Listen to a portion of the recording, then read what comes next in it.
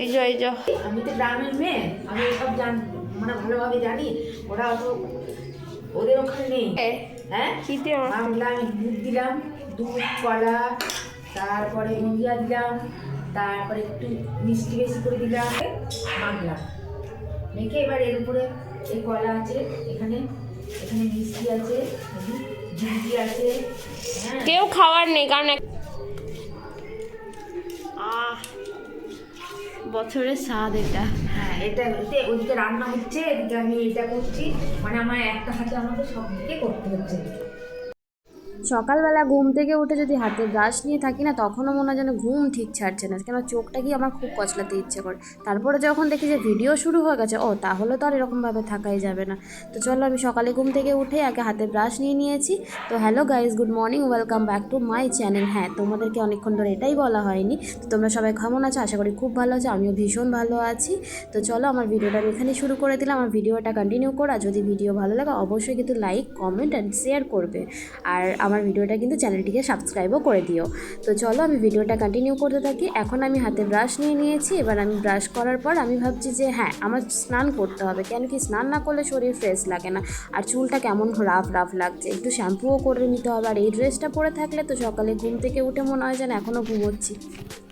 তারপর তো এই জন্য আমি স্নান করে নিলাম। এবার কেমন আমার ঘন্টে চনমনে লাগছে। হ্যাঁ, যাই হোক, চুলটাও খুব ভালো লাগছে। আর হ্যাঁ, চলো, আমি একটা ড্রেসও পরে নিলাম, কেন কি এটা বাড়ির ড্রেস নয়, সেটা তোমরা বুঝতেই পারছো। আর আমি দেখো কি সুন্দর একটা লুকস দিয়ে দিলাম ফাটাফাটি, হেয়ার স্টাইলটাও বাম্পার লাগছে। এখনই স্নান করে নিলাম। আর ড্রেসটা কেমন লাগছে অবশ্যই জানিও। এই ড্রেসটা আমি অনেকদিন বাদেই পরেছি, আর এই ড্রেসটা আমাকে একজন গিফট করেছিল, তো তখন থেকেই আমার গিফট এটা পছন্দের ছিল।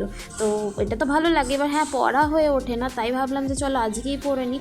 আর চলো, চুলে একটু আমি না একটুখানি কিছু একটা দিয়ে নিই, নাহলে ভেজা চুল তো, যদি চুলটা খুলে কোথাও যায় তাহলে না তখন চুলটা কেমন রাফ রাফ লাগে, আর চুলে ধুলোবালি বসে। তো তাই ভাবলাম কি দেবো, আমি লিভন খুব ইউজ করি, তার জন্য আমি একটু চুলে লিভন দিয়ে দিলাম। আর এটা দিলে না আমার চুলটাও ভীষণ সিল্কি হয়। আর যদিও এখন ছোট চুল হয়ে গেছে, কেন কি আমার চুল বড়ই ছিল, তারপর মাঝে চুলে এত প্রবলেম হচ্ছিলো, চুল উঠছিলো। দেখো চুলটা আমার কতটুকু করে দিয়েছি, বুঝতেই পারছো। ছোট করে রেখেছি এই কারণে কি আমার চুলটা আছে, আমি খুলেও রাখতে পারি। চুল সবসময় খোপা করে রাখলে না চুল ভীষণ বাজে হয়ে যায়, ড্যামেজ হয়ে যায়, তাই জন্য আমি চুল এখন ছোট করে নিয়েছি। তো চলো, আমি এখন আমার চুলের একটুখানি কাটিং কুটিং করে নিলাম। এরপর আমি রেডিও হয়ে গেছি। হ্যাঁ, আমার ড্রেসটা তো আমার পরে সত্যিই খুব ভালো লাগছে, বারবার নিজেকেই নিজে দেখছি। তো এরপর আমি কোথায় যাব? ঠাকুরের পুজো করাতে যাব। অনেকদিন ধরে ভাবছিলাম পুজো করাতে যাব, তো রেডি হয়ে গেছি, চলো বেরিয়ে যাই। দেখেছো বেরোনোর সময়? কোথাও যাইনি, কোথাও যাব না, আমি পুজো করতে যাব। চলো চলো চললাম।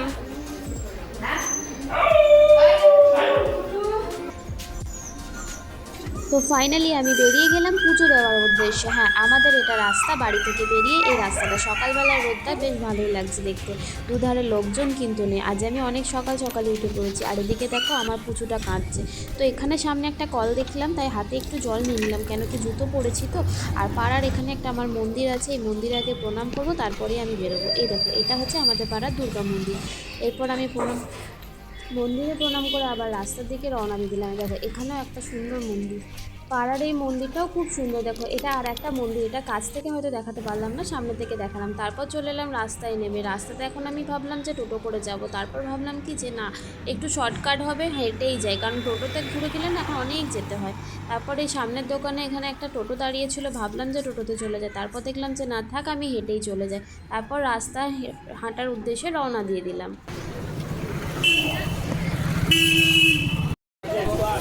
চলে এলাম আমি নন্দিকেশ্বরীতলা। প্রথমে আমি এখানে পুজো দেবো। হ্যাঁ, আমি ঠিক করেছি দু জায়গায় পুজো দেবো, একটা নন্দিকেশ্বরীতলা, একটা বড় মার কাছে। তো এখানে নন্দিকেশ্বরীতলা, এখানে জগন্নাথ মন্দির, এখানে প্রণাম করে নিলাম। প্রণাম করে এবার ঢুকবো আমি নন্দিকেশ্বরীতলার গেট দিয়ে। এই যে সামনের যে গেটটা দেখছো, বড় গেটটা, এটা হচ্ছে নন্দিকেশ্বরীতলা মায়ের তলায় যাওয়ার যে গেট। তো এদিক দিয়ে আমি চলে গেলাম। গিয়ে এখানে রাস্তার দুপারে যারা বসে আছে, তারা অনেকে বসে থাকে, জিনিসপত্র কেনাকাটি বিক্রির ব্যাপার থাকে, তো ওরা এই জন্য দুই সাইডে বসে থাকে। তো আমি মন্দিরের ভেতরে প্রথমে প্রবেশ করে গেলাম। আগে হ্যাঁ, জুতোটা খুলে নিয়ে আমরা এখানে এই সাইডে জুতোটা খুলে হাতে একটু জল নিয়ে তারপরে হচ্ছে মন্দিরের ভেতরে প্রবেশ করি। তো আমি চলে গেলাম ভিতরে। দেখো মন্দিরটা অনেক দিন পরে এলাম তো বেশ ভালো লাগছে। এখন যদিও আমাদের ওই মন্দিরটা ভেঙে দিয়েছে, যার জন্য এখন কাজ হচ্ছে, তো তাও অনেকটাই সুন্দর লাগছে। দেখো সাইডগুলো যেহেতু অনেক গাছপালা আছে আর গাছের ফাঁক দিয়ে এত সুন্দর সুন্দর রোদগুলো আসে না, খুব ভালো লাগে।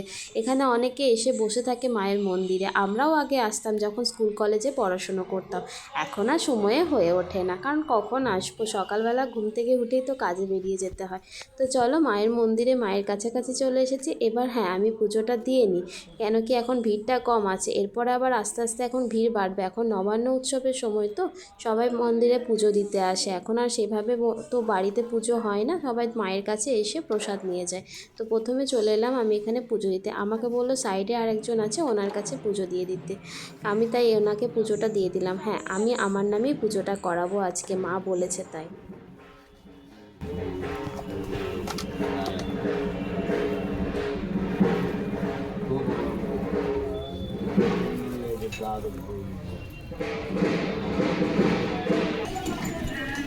পুজো হয়ে গেল, আমি মন্দির থেকে বেরিয়ে গেলাম। তারপর ভাবলাম যে স্টেশন ধরে চলে যাই, ওভারব্রিজটা ক্রস করে গেলে আমি বড় মায়ের কাছে আরও তাড়াতাড়ি পৌঁছে যেতে পারবো।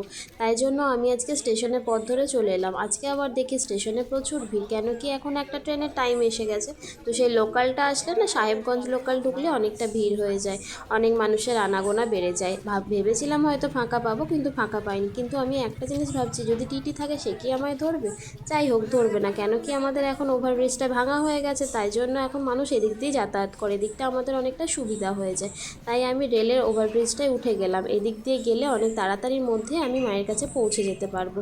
দেখতেই পাচ্ছ এদিকে আবার আমাদের স্টেশনটা, সাঁইথিয়া স্টেশনটা খুব ভালো লাগে সবার, তো আমি স্টেশনের ভিউটাও একবার দেখিয়ে দিলাম। এখানে র্যাক পয়েন্ট আছে, র্যাক পয়েন্টে প্রচুর গাড়ি এই সাইডে লেগে আছে। যারা স্টুডেন্ট স্কুল কলেজে পড়ে তারাও এখন এপাশ দিয়েই যাওয়া আসা করে, তাই টিটি কিছু বললেও আমাদের কিছু করার নেই, আর উনি ধরবেও না, কারণ উনিও জানেন যে এখন সাঁইথিয়া শহরের অবস্থা কীরকম হয়ে আছে। দেখতে পাচ্ছ স্কুলের ছাত্রছাত্রীরাও এদিক দিয়ে পারাবার হচ্ছে, তাই আমিও চলে এলাম এদিক দিয়ে। আজকে স্টেশনে সত্যিই অনেক ভিড়, আর এই টাইমটা কি অনেকগুলো লোকাল ট্রেন ঢোকে, অনেক এক্সপ্রেস ঢোকে, তো চলো আমি মায়ের কাছে ফাইনালি পৌঁছে গেছি। তো চলে এলাম ফাইনালি মায়ের কাছে। মায়ের মন্দিরটাও আমি তোমাদেরকে দেখিয়ে দিচ্ছি। দেখো এটা হচ্ছে রাস্তাটা, দেখে মনে হচ্ছে হ্যাঁ একটা পাড়ার ভেতরে ঢুকে গেছি। হ্যাঁ সত্যিই তাই, মায়ের মন্দিরটা হচ্ছে পাড়ার মধ্যে, কেন কি এখন আর সেরকম কিছু নেই যে মায়ের মন্দির মানে অনেক ফাঁকা জায়গার মধ্যে হবে, কারণ মা হচ্ছে, মাকে যারা ভক্তি করে মন থেকে মা সেখানে গিয়ে প্রাণ প্রতিষ্ঠা করে, তাই এখানেও তাই। এই পাড়াটার নাম আমরা বাউরি পাড়া নামেই চিনি, তো এখানেই হচ্ছে মায়ের প্রাণ প্রতিষ্ঠা হয়েছে, আর সেখানেই ভক্তরা কিন্তু ছুটে ছুটে আসে।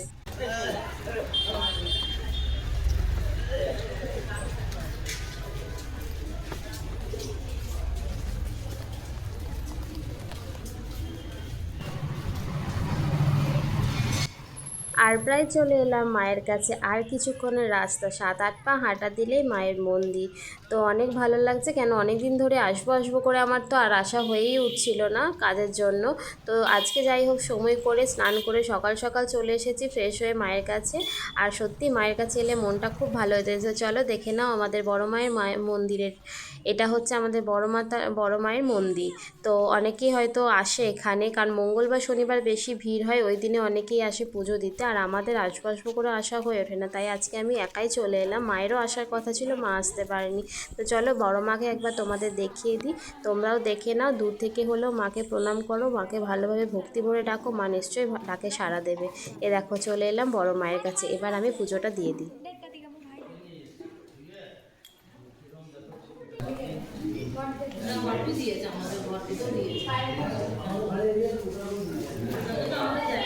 পুজো এখন হবে তো?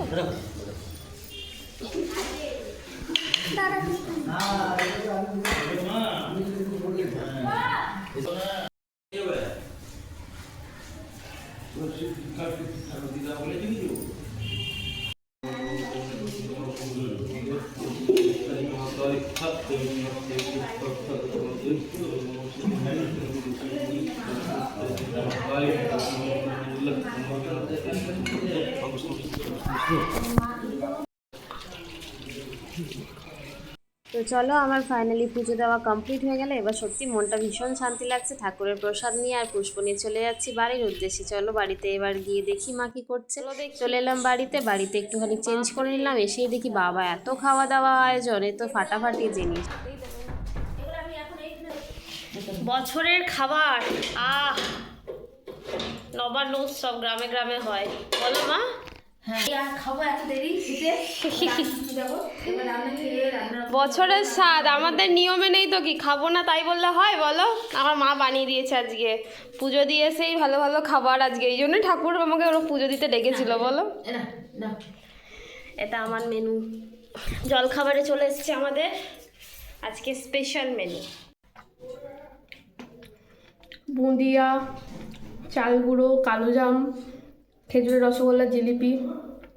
হ্যাঁ তাহলে তো আমি খাই, এটা বছরের সেরা খাবার যেটা গ্রামে গ্রামে হয় নবান্ন, যদিও এটা আমাদের নেই, কিন্তু নেই বলে খাবো না এটা তো হতে পারে না না, সেই জন্য মা হচ্ছে আজকে বানিয়েছে। আর আজকে শুধু এইটা হচ্ছে সেটা না, যেমন গ্রামে করে না ও যে এটা হয় তারপরে ভাতের অনেক রকম মেনু থাকে, সেই স্পেশাল মেনুগুলো সবগুলো আজকে আমাদের হবে, সেটাও আমি ভিডিওতে অবশ্যই দেখাবো। আরে পুরো তো খুব জল উঠে খেতে দেবে না, 3 থেকে মেশামশা কাছে বসেছি। খাবো আমি ঘরের ভেতরে দাও, এই ঘরে দিয়ে দেবো দাও যেখানে সুবিধা। মেশামশাই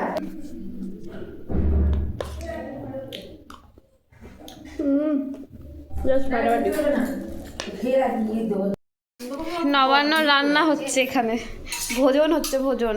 অর্ধেক রান্না হয়েছে, আর ওই ফুলকপি আলু মাছ দিয়ে ঝোল করবো, এখনো টক হবে। মেনু কি আজকের মা নবান্ন মেনু কি? আজকে 7 রকমের ভাজা, বাঁধাকপি তরকারি, ফুলকপি দিয়ে মাছ দিয়ে আলু দিয়ে ঝোল। আমি তো একটা ফুলকপি আর আলু মাছ কই তোমার, ও ওইখানে মাছ ভেজে রেখে দিয়েছে আগে। সব কষা হয়ে গেছে, কষা রেখে দিয়েছি। এত তেল দিয়ে রান্না করে আমার শরীর খারাপ হয়ে যাবে সবার করেছে তো। আর একটু তেল মশলা পাই দিচ্ছি। আর এইদিকে আরও সব ম্যানেজমেন্ট করা চলছে। মানে আমার রান্নার সাথে সরঞ্জাম না থাকলে হয় না। আর তোরা কি করছিস? অনেকক্ষণ ধরে জ্বালিয়েছিস, খেতে দেয়নি? আর না এলে আমার ভালো লাগে না। খেতে দেয়নি? একটা যতক্ষণ না আসবে না ততক্ষণ। এই যে আমাদের আর একটা সদস্য দেখায়, এই যে এটা হচ্ছে আমাদের বাড়ির আর একটি সদস্য। কি ব্যাপার? এই দেখো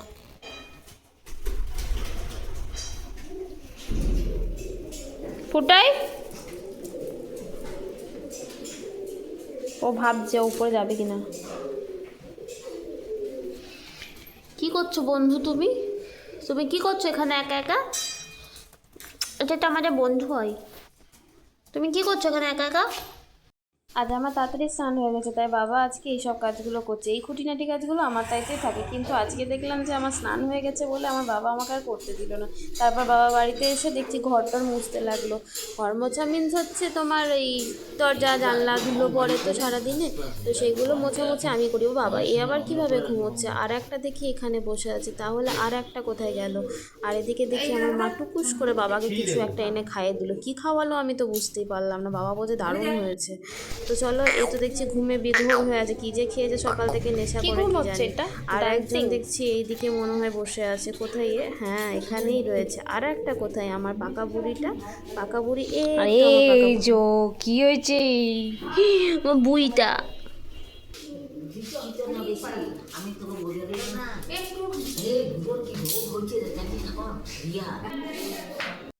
এই রুমটা যখন এত পরিষ্কার তখন এখানে তো ছাড়া যাবেই না। এই রুমেই বরং আমি একটুখানি শুয়ে পড়ি, শুয়ে রেস্ট নিয়ে নিই, তাহলে এখানে আর আমাকে কেউ ডিস্টার্ব করবে না। ঘরটা যদিও আমিই পরিষ্কার করে উঠেছি অনেক সকালে 8টা, তো তারপর তো স্নান টান করে পুজো দিতে গেছিলাম, যার জন্য আজকে আমার ঘুমটাও তাড়াতাড়ি হয়নি। তাই ভাবলাম যে চলো এখন একটু শুয়ে পড়ি, আর শুয়ে শুয়ে ল্যাদ খাওয়া ছাড়া তো আমার কোনো কাজই নেই, তাই ভাবলাম ল্যাদ খাওয়ার জন্য বেস্ট হবে আমার দাদার রুমটা। এই যে আমি চলে এসেছি আমার দাদার রুমে, দেখতেই পাচ্ছ ডিফারেন্ট রুম, কারণ অন্যান্য ভিডিওতে আমার রুম ছাড়া তো দেখতেই পাও না, কেন কি আমি আমার রুমে ভিডিও করি। আর আজকে চলে এলাম দাদার রুমে, কেন কি দাদা নেই, আর দাদা নেই তাই বিন্দাস আমি এই ঘরটায় শুয়ে বসে থাকতে পারবো, আরাম করে ল্যাদ খেতে পারবো। তাই ভাবলাম যে চলো এখন তো আমার কোনো কাজও নেই, খাওয়া দাওয়ার পর একটু শুয়ে পড়ি। আর হ্যাঁ, কেউ ডিস্টার্বও করবে না, কারণ আমার ছানাপোনারা আমার রুমেই আছে, ওদেরকে ওই রুমে লক করে আমি এই রুমে চলে এসেছি। তাই ভাবলাম যে একটুখানি গ্ল্যাদ খেয়ে নিই। আর এখন কোনো কাজ নেই, উঠবো পাক্কা 2টোর সময় ঘুম থেকে, 2টোর সময় উঠে লাঞ্চ করে নেবো। হ্যাঁ, তবে কি আজকে এত খাওয়া দাওয়ার পর লাঞ্চের পর শরীর কেমন থাকবে আমি জানি না, কিন্তু খাওয়া দাওয়া আমি কিছু কন্ট্রোল করবো না, আজকে আমি সবই খাবো, তারপর যা হবে দেখা যাবে। তবে হ্যাঁ, এটা বলতে পারি যে কালকে আমার 500 গ্রাম ওয়েট গেইন হবে। তো চলো আমি এখন একটুখানি শুয়ে বিশ্রাম করে নিই, আর ততক্ষণে আমি আমার বাকি ভিডিওগুলো একটুখানি এডিট করে নিই, কেন কি অনেক কাজও আছে, কালকের তো পড়ার সময় পাবো না, আর আজকে না এডিট হলে আমি আর ভিডিও আপলোড করতে পারবো না, না হলে তো তোমরাও দেখতে পাবে না। তো চলো এখন আমি আমার কাজগুলো সেরে নিই ততক্ষণ। চলে এসেছি দুপুরের মধ্যাহ্নভোজে। দেখে নাও কি কি আছে, কত রকমের ভাজা করেছে, মাই গড। এটা আবার কি, এটা বাঁধাকপির তরকারি করেছে, বাঁধাকপিটা খুব কালারফুল। এটা তো মাছের ঝোল, বাবারে বাবা এত লাল হয়ে গেছে, যদিও দেখতে খুব ভালোই লাগছে, এত কালারফুল। এরপরে চলে এসেছে মাছের টক, সব কিছু দিয়ে বানিয়েছে। এরপরে আবার শাকও আছে। সব অলমোস্ট সব খাবারগুলো একবার দেখে নাও, আমার তো দেখে মনে হচ্ছে আমি কখন খাবো, এটাই আমি ভাবছি। খাবি? খিদে পেয়েছে?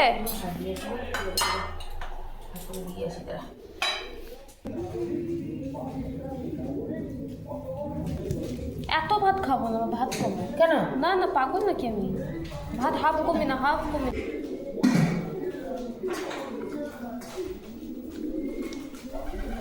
ফুলকপি ঝোল,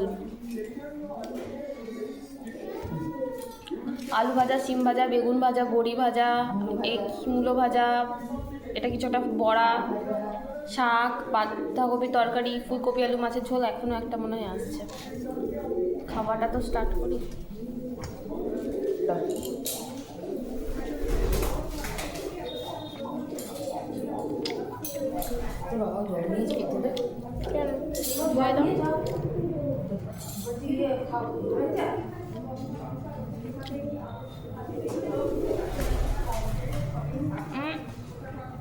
সবগুলো দিয়ে দিয়ে টেস্ট করবো। সিম ভাজা,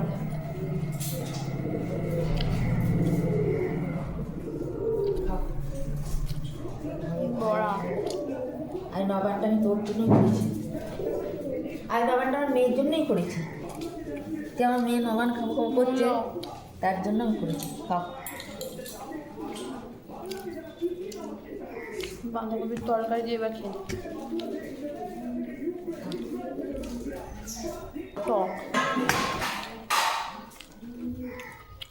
শাক দিয়েছি, শাক দিয়েছে।